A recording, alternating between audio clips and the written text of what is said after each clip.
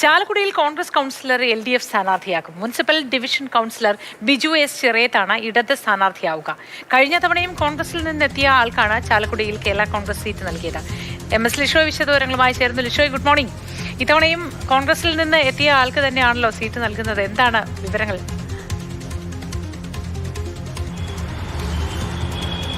Moti, good morning. അതായത് ചാലക്കുടിയിൽ എല്ലാ തവണയും അതായത് ഈ കഴിഞ്ഞ തവണയൊക്കെ തന്നെ സംഭവിച്ചത് സമാനമായ കാര്യം തന്നെയാണ്. ഈ കഴിഞ്ഞ തവണ മുതലാണ് കേരള കോൺഗ്രസ് എമ്മിന് LDF ഈ ചാലക്കുടി സീറ്റ് വിട്ടു നൽകിയത്.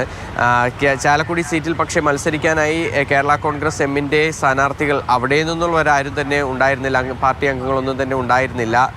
അതുകൊണ്ട് തന്നെ കോൺഗ്രസിൽ നിന്ന് ഒരു ആ ചാലക്കുടി മേഖലയിലെ പ്രമുഖനായ ഒരു വ്യക്തിയെ കൊണ്ടുവരികയാണ് ചെയ്യുന്നത്. അതിൻ്റെ ഭാഗമായി തന്നെയാണ് ഇത്തവണയും സമാനമായ കാര്യം തന്നെയാണ് ചാലക്കുടിയിൽ നടക്കുന്നത്. കോൺഗ്രസിൻ്റെ നിലവിലത്തെ കൗൺസിലർ ആയ ഈ നഗരസഭ ഇരിക്കുന്ന ആ വാർഡിലെ കൗൺസിലർ ആയ വ്യക്തിയെയാണ് ഇപ്പോൾ ഈ കോൺഗ്രസിൽ നിന്ന് ഇങ്ങോട്ടേക്ക് LDFിലേക്ക് കൊണ്ടുവന്ന് കേരള കോൺഗ്രസ് എമ്മിൻ്റെ സ്ഥാനാർത്ഥിയായി എന്നുള്ള നിലയ്ക്ക് ഈ ചാലക്കുടിയിൽ മത്സരിപ്പിക്കാൻ ഒരുങ്ങുന്നത്. UDFിൻ്റെ ഒരേ ഒരു സീറ്റാണ് ഇപ്പോൾ നിലവിൽ ഈ തൃശ്ശൂരിലുള്ളത്. 13-ൽ 12 LDFിനാണ്. ആ ഒരേ ഒരു സീറ്റ് LDF